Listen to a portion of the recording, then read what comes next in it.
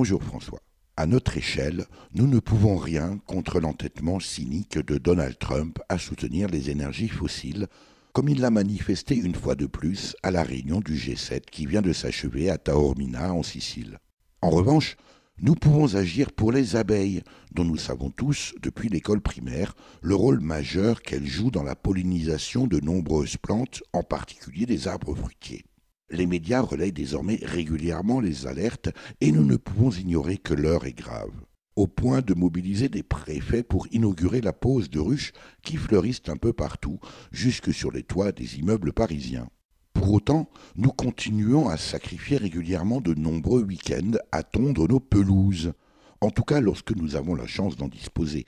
Pourquoi tondre sa pelouse, François ? Mais pour faire joli, voyons, pour faire propre. Nous perdons un temps fou à tondre les gazons, en général le samedi et de préférence à tour de rôle, ce doit être par amour du bruit de fond, mais aussi à les arroser parfois avec des systèmes sophistiqués horodatés, voire même épandre copieusement des engrais et à ramasser l'herbe. En réalité, ce dont manquent les abeilles, François, ce ne sont pas de ruches, fussent-elles préfectorales. Non, ce dont manquent les abeilles, c'est de nourriture, autrement dit de fleurs, celles-là même qui pourraient emplir nos gazons que nous nous évertuons à raser de près tous les samedis, ou presque.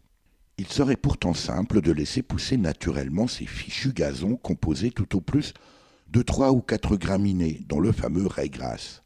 En laissant s'exprimer la nature, elle enrichirait très vite ce qui n'est, par la pratique actuelle, qu'un désert végétal en magnifiques prairies fleuries.